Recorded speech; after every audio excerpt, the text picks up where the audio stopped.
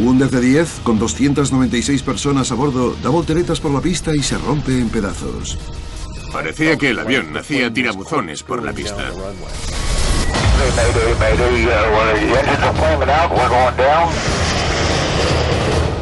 Un DC-8 se queda sin combustible y se estrella en un barrio residencial. Creí que íbamos a aterrizar en el aeropuerto. Estaba encantada y entonces pasé de encantada a asustada.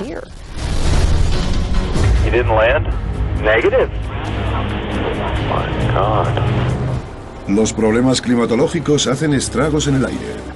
Un 747, atrapado en una lluvia torrencial, se estrella violentamente contra una colina. Desde el contacto inicial hasta que paramos pasaron 17 segundos. Fueron los 17 segundos más largos de mi vida. En el aire, la comunicación puede suponer la diferencia entre la vida y la muerte. Nuestras reconstrucciones animadas les meterán en los accidentes catastróficos y les enseñarán por qué ocurrieron. Me preguntaron si haría algo distinto si pudiese volver a ese día y dije que decir que estoy enfermo.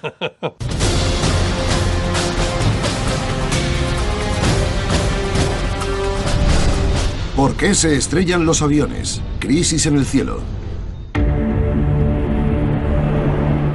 El 28 de diciembre de 1978, una gran conmoción.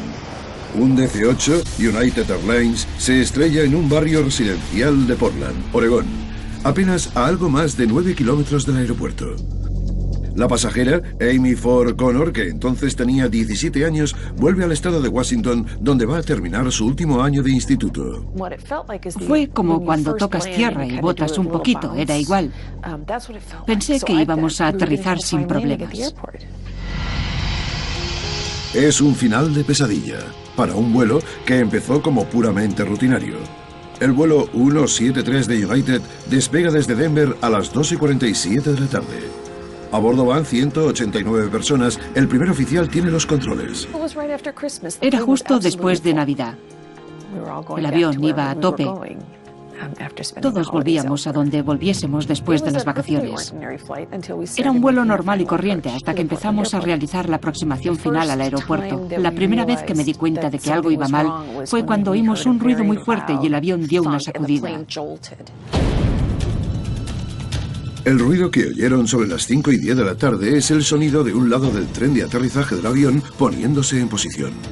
El otro lado y el tren de morro se extienden con normalidad. La fuerza hace que el avión vibre y colee hacia la derecha. La luz de la cabina que indica que el tren de aterrizaje está extendido y en posición no se ilumina.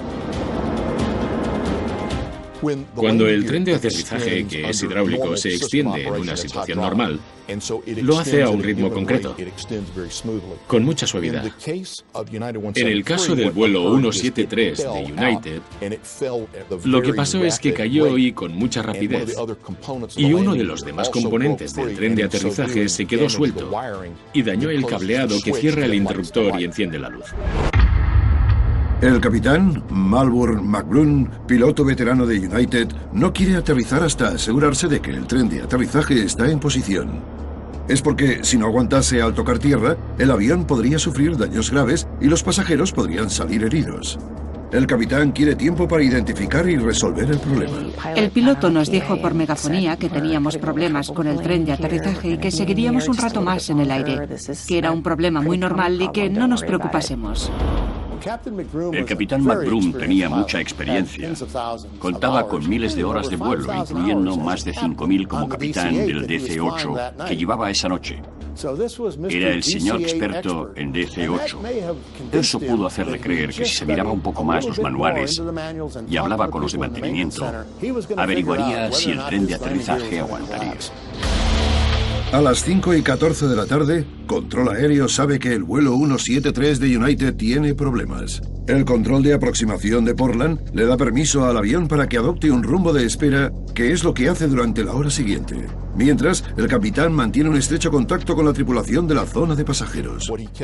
No paraba de preguntarles a los auxiliares de vuelo cómo estaban, si estaban listos ellos y si la cabina de pasajeros estaba preparada. Le preocupaba mucho proteger a los pasajeros y no oía que los otros dos pilotos, el primer oficial y el ingeniero de vuelo, estaban cada vez más preocupados por el combustible. Los tripulantes están preocupados, pero no se lo dicen a las claras al capitán. Siguen centrándose en el problema con el tren de aterrizaje. Uno de los tripulantes volvió con una linterna porque fuera estaba oscuro para comprobar el tren de aterrizaje por si lo podía ver por la ventana. No sé si lo vio, pero fue la primera pista de que algo fallaba. Los DC-8 tienen indicadores mecánicos de la posición del tren de aterrizaje. Es una pieza que sale de la parte superior del ala y se ve. Si está levantada, el tren está en posición, si no, está replegado.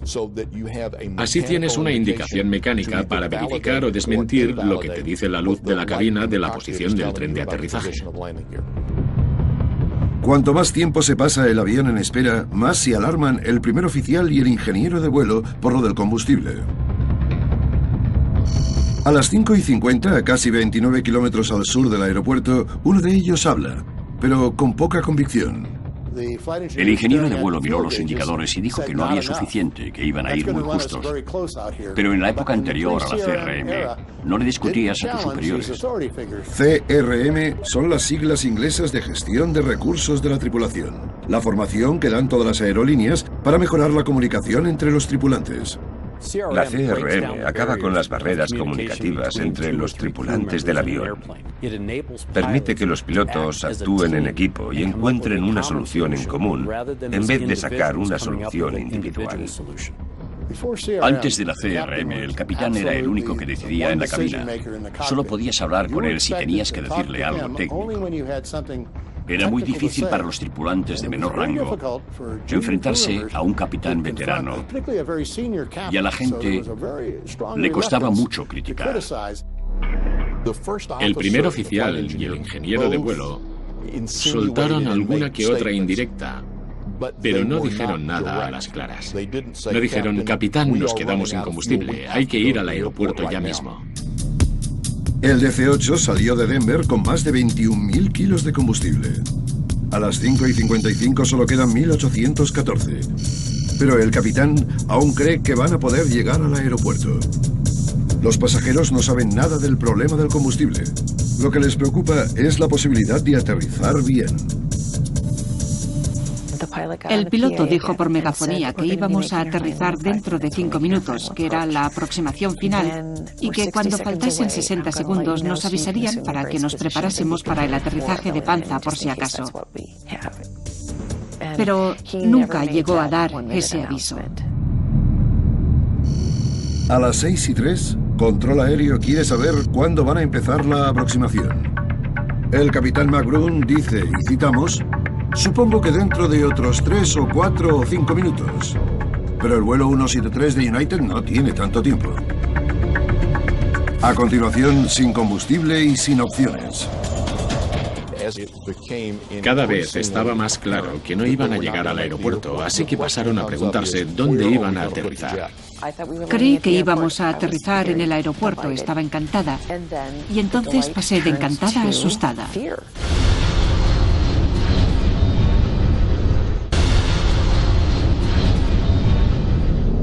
El vuelo 173 de United lleva más de 1 hora volando en espera cerca del aeropuerto de Portland, Oregón. El capitán Malbur McBroom quiere tiempo para solucionar un posible problema con el tren de aterrizaje, pero ahora hay algo más urgente en el horizonte.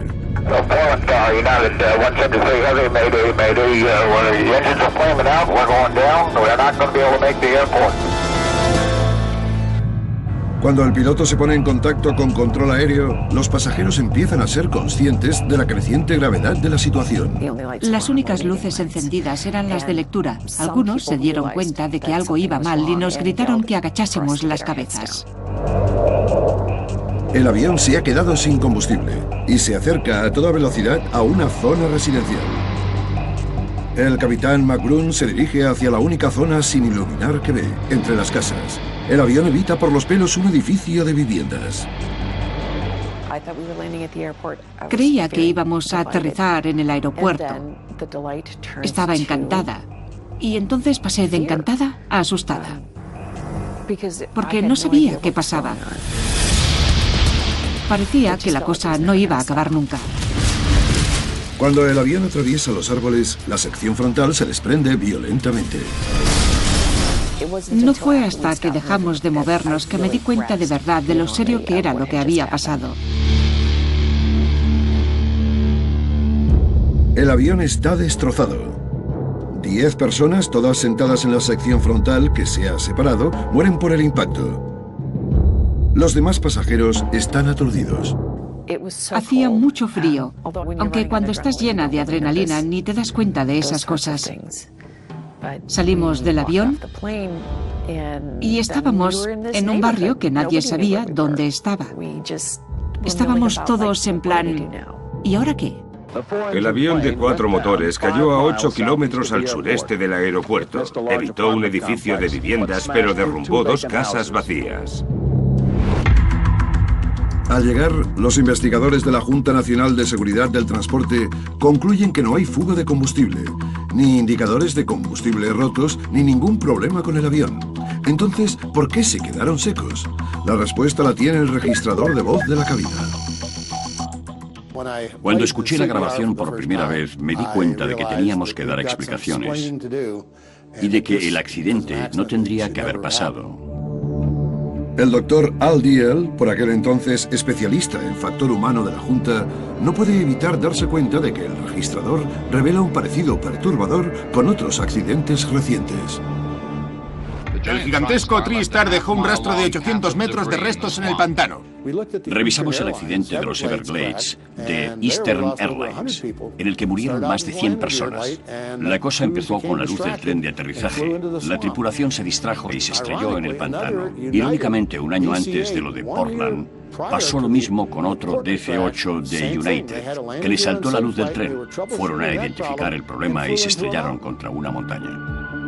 Lo que tienen en común es la comunicación ineficiente o inexistente en la cabina. Este fallo de comunicación hace literalmente que se estrellen los aviones. Diehl sabe que hay que hacer algo para acabar con los accidentes. Intenta convencer a las aerolíneas para que adopten un nuevo proceso de formación desarrollado por la NASA, que se llama Gestión de Recursos de la Tripulación, CRM. La CRM dice que si vais a trabajar en equipo, hay que tomar las decisiones en equipo y llegar a una solución común, no a una individual que luego encajéis en la ecuación. Hasta ese momento solo enseñábamos el aspecto técnico del vuelo. Les enseñábamos a manejar la palanca y el timón, pero no había entrenamiento formal sobre cómo tomar decisiones. Me reuní con uno de los investigadores más importantes de la Junta y me dijo que si conseguía convencerles, iba a ser una revolución. El accidente más mortífero de la historia de la aviación le da a Diehl aún más pruebas convincentes que enseñarle a la Junta. En el desastre de Tenerife, 2 747 se chocaron en las Islas Canarias en 1977. Murieron 583 personas y la mayor parte de la culpa se le echó a la mala comunicación. Toda la cabina que tenía al lado desapareció.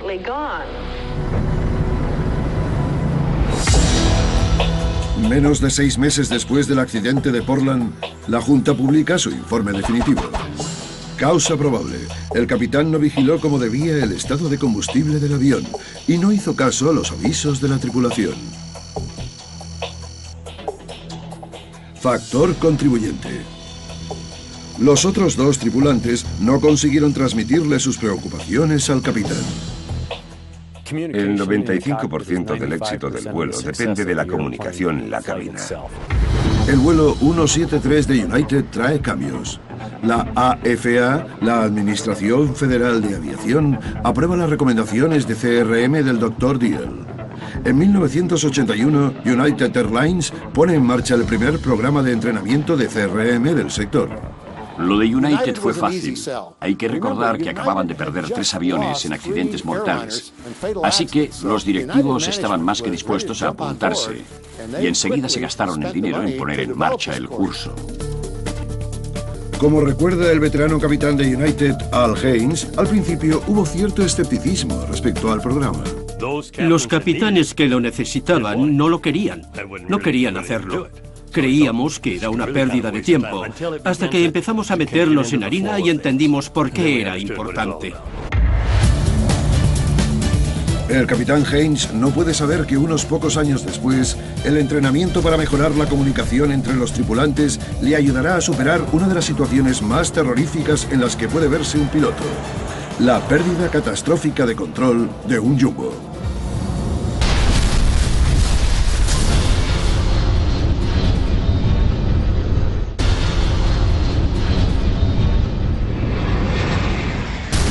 Un fallo catastrófico en pleno vuelo hace que un DC-10 sea incontrolable. Se estrella y estalla en llamas, matando a más de 100 personas y dejando a los investigadores para que resuelvan un misterio de la aviación muy perturbador.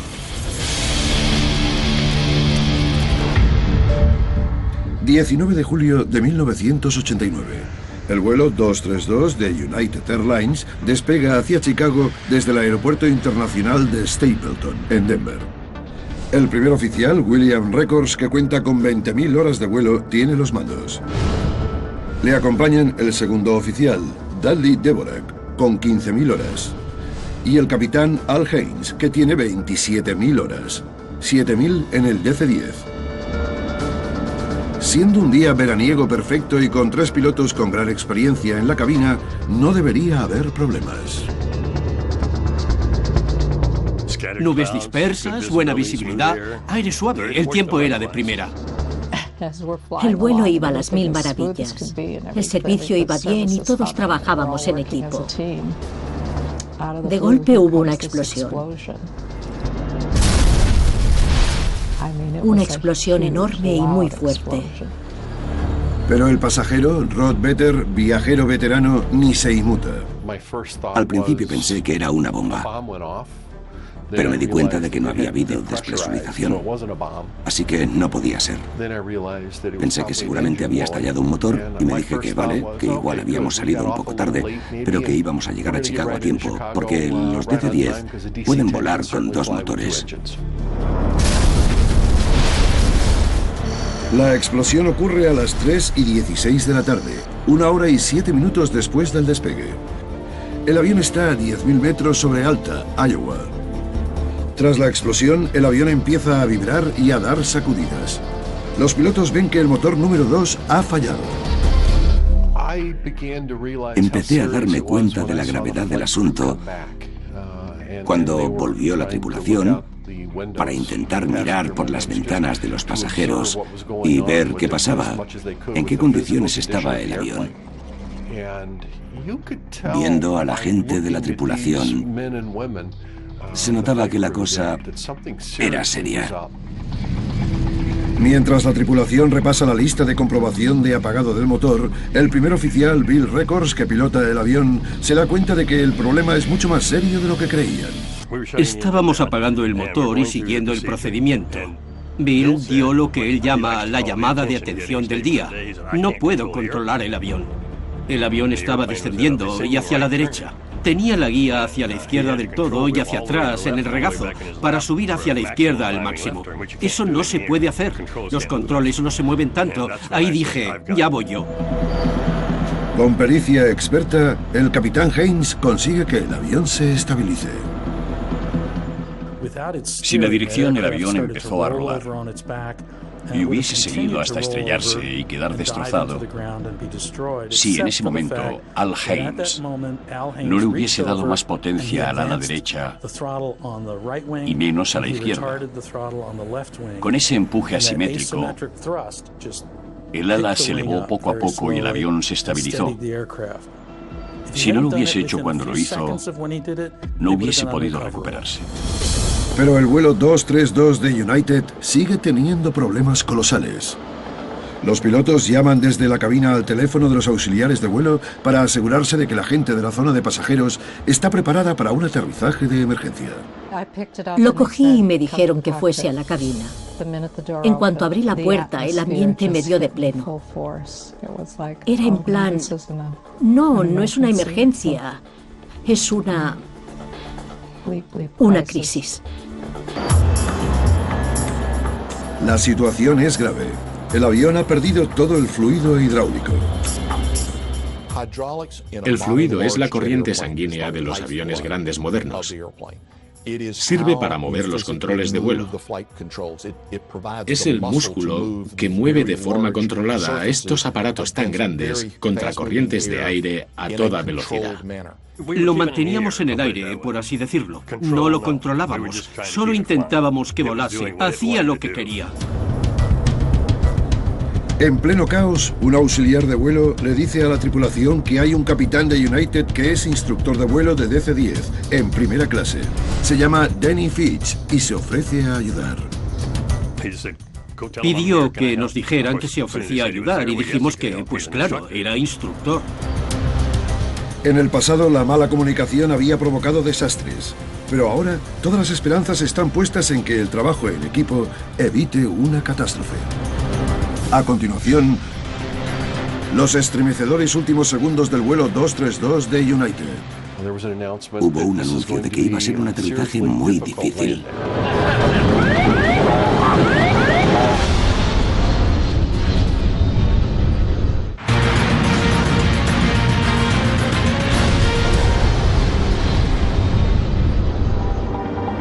El 19 de julio de 1989, el vuelo 232 de United Airlines se encuentra en graves problemas. Tras una explosión, el DC-10 pierde el motor número 2 del ala junto a todo el fluido hidráulico, que controla el tren de aterrizaje, los flaps, los slats, los frenos y la dirección. Lo único que controlan los pilotos son los aceleradores, que determinan la velocidad del motor. Al ajustar la potencia en un lado u otro, los pilotos pueden dirigir el avión. Pero incluso bajo esta presión inimaginable, el capitán Al Haynes consigue soltarle un chascarrillo al controlador aéreo Kevin Bachman. You're cleared to land on any runway. You want to be particular and make it a runway, huh? El instructor de vuelo de United, Danny Fitch, que va en primera clase, se ha ofrecido a ayudar y está en la cabina. Que el capitán Haynes acepte la oferta de Fitch es cosa de la gestión de recursos de la tripulación. Antes de la CRM no hubiese dicho nada, porque no se entra en la cabina a molestar al capitán cuando hay problemas. El capitán Fitch fue un añadido perfecto para una tripulación que ya era eficiente. Fue un plus. Le dije, ocúpate de los aceleradores. Le decía que hiciese tal y cual y le cogió el truco, así que ya no tuvimos que hablar tanto. Conforme el vuelo 232 de United se acerca al aeropuerto, los pilotos pierden todo el combustible que pueden, lo que aligera el avión y hace que les sea más fácil controlarlo. Mientras en la cabina, la auxiliar de vuelo jefe, Jan Brown, siguiendo el protocolo de la AFA, aconseja a los padres que coloquen a los niños de menos de 2 años, que no pagan asiento, en el suelo. Está a punto de decirles a los pasajeros que se preparen para el impacto, cuando el capitán Haynes hace un anuncio por megafonía. Hubo un anuncio de que iba a ser un aterrizaje muy difícil. Dijo, no les voy a mentir, va a ser duro. Hagan lo que puedan. El avión va a 397 kilómetros por hora. 161 kilómetros por hora demasiado rápido para que el DC-10 aterrice. Sin fluido hidráulico, los controles que normalmente frenarían el avión no funcionan. Y como no se pueden configurar bien, el sistema de aviso de proximidad a tierra no se da cuenta de que los pilotos intentan aterrizar. Empieza a sonar, empeorando el caos de la cabina. El ala izquierda se elevaba y la queríamos baja. Dijimos, izquierda, izquierda, izquierda. No pensé que fuera a salir bien porque íbamos muy rápido y descendíamos a demasiada velocidad. Supe que algo iba a pasar. Exactamente a las 4:44 minutos después de que empezase el problema, sufren un choque violento. Cuando el ala derecha tocó el suelo, la cola se rompió. Se rompió la cola entera, como si fuese de juguete, y salió disparada por la pista a 402 kilómetros por hora. Oí explosiones y ruidos fuertes, y vi destellos de luz. Debió de ser el avión rompiéndose.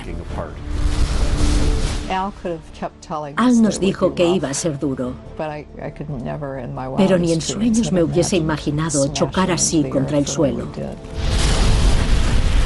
El avión escora fuera de control, se hace pedazos y estalla en llamas. Cuesta imaginar que alguien pueda sobrevivir entre las llamas y el denso humo negro. El morro del avión, donde está la cabina, está tan aplastado que es irreconocible. Se da por muertos a los pilotos, pero increíblemente los 4 están vivos, aunque heridos. Esta foto muestra a los de emergencias hablando con la tripulación. No cortan sin más. Tienen que medir, porque hay mucho cable, muchas láminas de metal. Y con un espacio tan reducido, podrían hacerles más daño aún a los ocupantes al intentar rescatarlos. De los 296 pasajeros y tripulantes mueren 112, incluyendo 11 niños. Uno de ellos era de los que no pagan asiento. Por ley no pueden ir en coche sin asiento. ¿Qué hacen en un avión que va a más de 800 kilómetros por hora? Es una ruleta rusa. Tras el accidente, las preguntas surgen de inmediato. ¿Cómo pudo sufrir un fallo tan catastrófico un avión que tenía un historial de seguridad impecable? Estas son algunas pistas clave. En el lugar del accidente le faltaba un componente vital llamado disco del turbofán, al motor número 2, y no lo encuentran hasta 3 meses después en un campo a unos 110 kilómetros en Alta, Iowa, donde el avión sufrió la primera sacudida violenta. Estas fotos hechas por un testigo en tierra cuando el vuelo 232 de United estaba a punto de estrellarse en la pista también les dan información crucial a los investigadores. Se ve que hay agujeros en el estabilizador horizontal de los restos, porque al separarse del núcleo del motor, el disco del turbofán creó metralla que se llevó por delante partes grandes del estabilizador horizontal.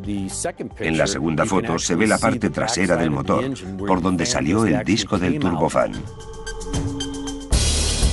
En noviembre de 1990, 15 meses después del accidente, la Junta averigua lo que le pasó al vuelo 232 de United.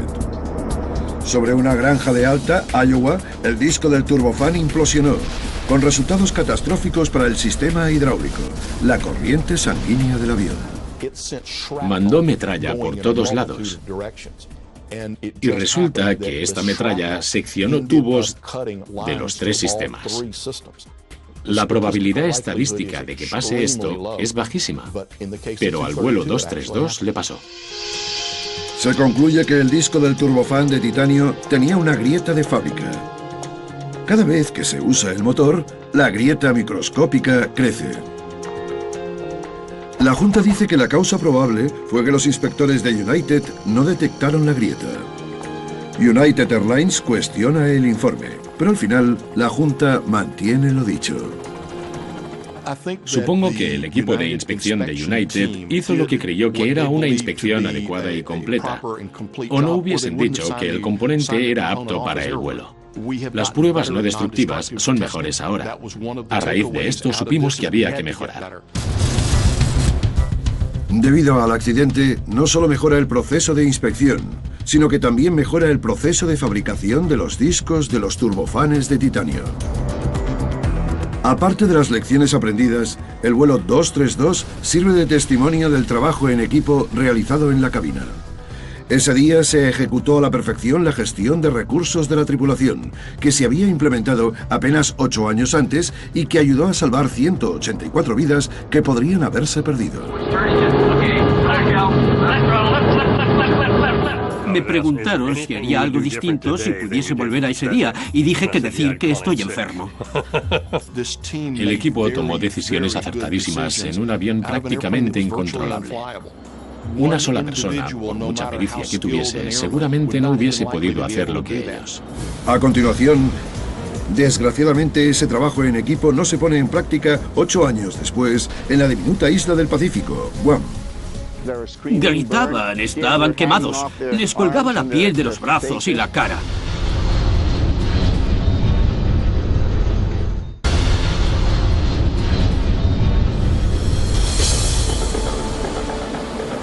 Un 747 se ve en plena lluvia torrencial sobre la diminuta isla del oeste del Pacífico, Guam. Y entonces, a poco menos de 5 kilómetros de su destino, el vuelo 801 de Korean Air se estrella contra una ladera y se hace pedazos. 8 minutos después, 2 controladores aéreos llegan a la terrible conclusión de que el avión se ha estrellado. Did Korean Air come back to you? 801. Korean Air 801, Guam. No. You checked in with me. I cleared him to land. I don't know where he's at. Never did have him in sight. You never saw him? Negative. He didn't land? Negative. Oh my God.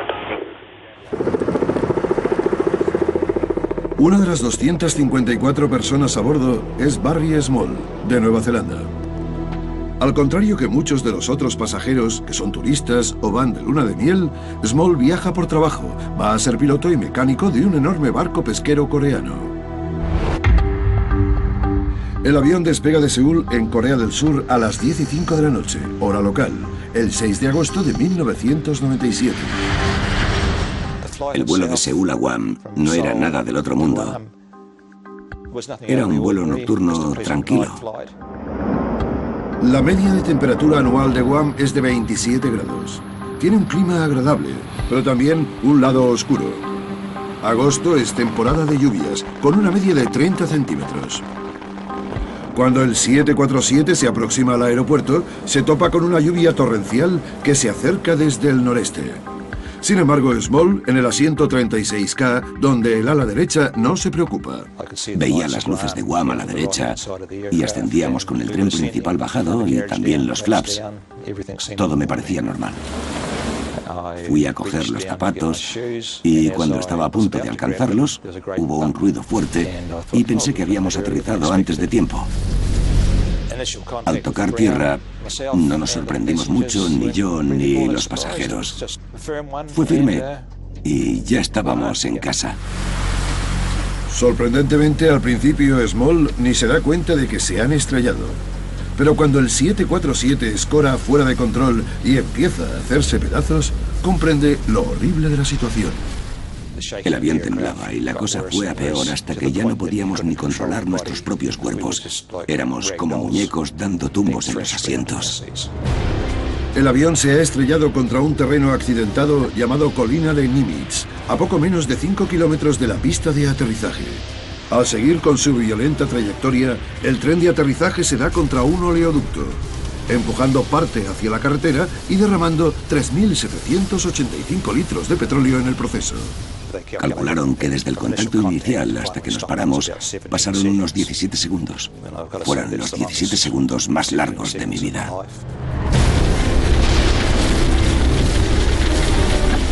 La zona de pasajeros se incendia. Small está atrapado y tiene la pierna derecha rota por culpa de la barra de metal del asiento que tiene delante. Es una herida frecuente en accidentes de avión. La pierna izquierda la tiene bien gracias a una bolsa que había debajo del asiento de delante. Consigue desabrocharse el cinturón de seguridad y renquear hacia la parte trasera del avión, desde donde salta fuera para huir de las llamas. Se arrastra unos 60 metros y en cuanto se gira para echar un vistazo, Small dice que una serie de explosiones asola el avión, donde aún hay gente atrapada. Nos caían trozos cerca, como si fuesen bombas. Los gritos eran horribles. Luego las llamas crecieron y los gritos desaparecieron poco a poco para no volver.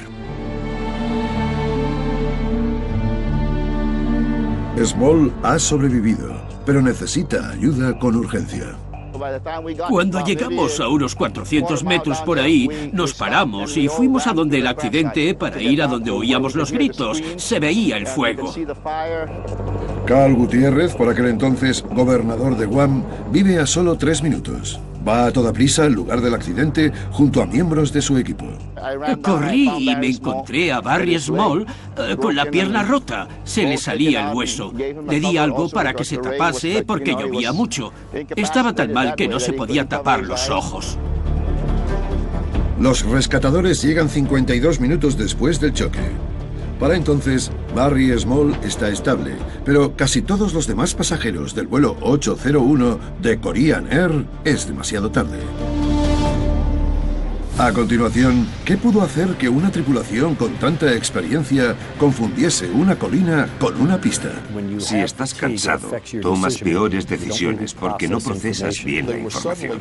De repente se les amontonaban las cosas y estaban mucho más cerca del suelo de lo que se esperaban.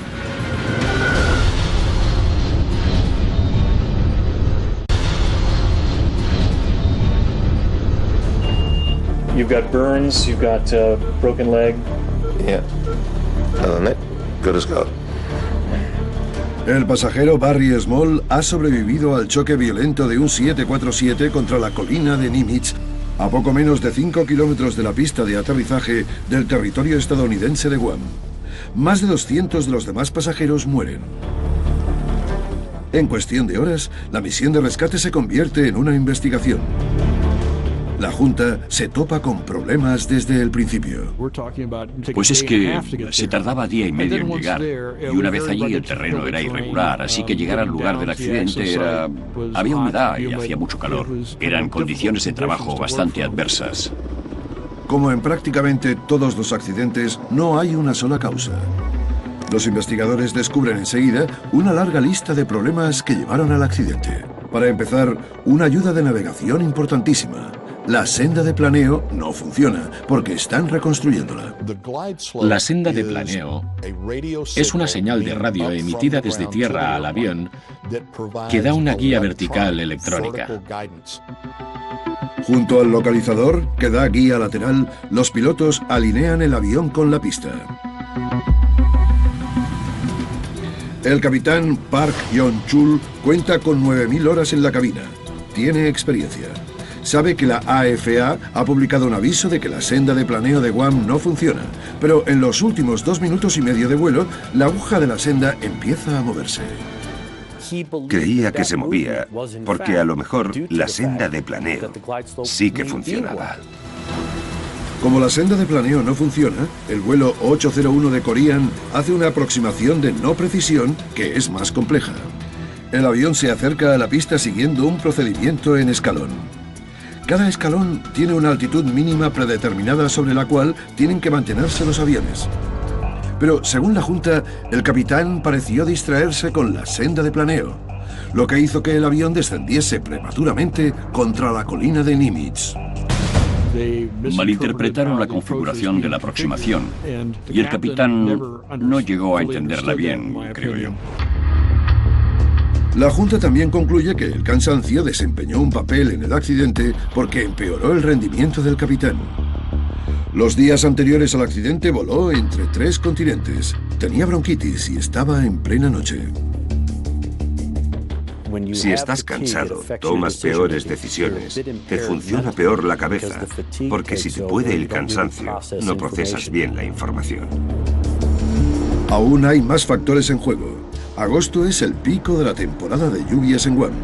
El capitán pudo haber contado con realizar una aproximación visual a la pista, pero el avión se topa con una lluvia torrencial que perjudica la visibilidad. De repente se les amontonaban las cosas. No estaban seguros del todo de dónde estaban respecto a la pista. Buscaban pistas visuales que no podían ver por la lluvia y estaban mucho más cerca del suelo de lo que creían.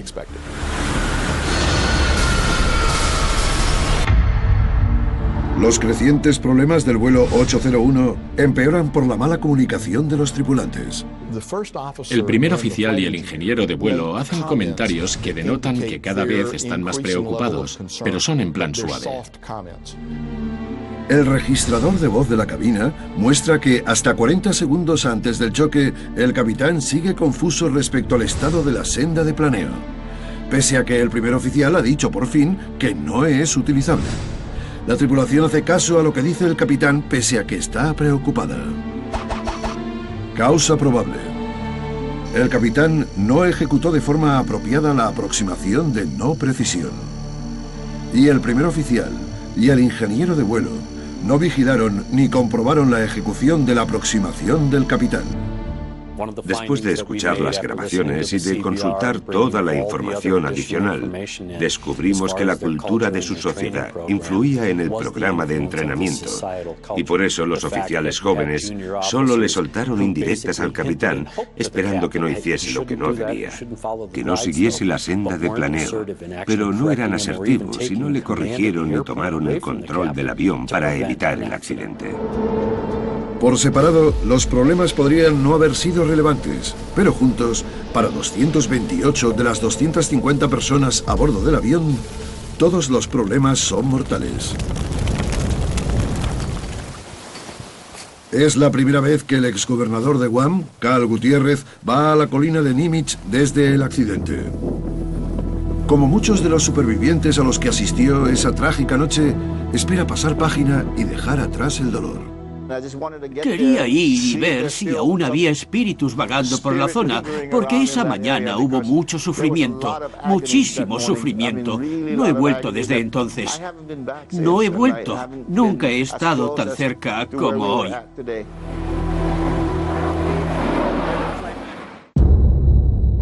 En los 80 y los 90, Korean Air tiene más de 12 accidentes y mueren 750 personas. Se considera que la aerolínea da tantos problemas que el Departamento de Defensa de los Estados Unidos les prohíbe a sus empleados que vuelen con ella, y Canadá amenaza a Korean Air con prohibirles entrar en su espacio aéreo. Pero entonces la situación da un vuelco.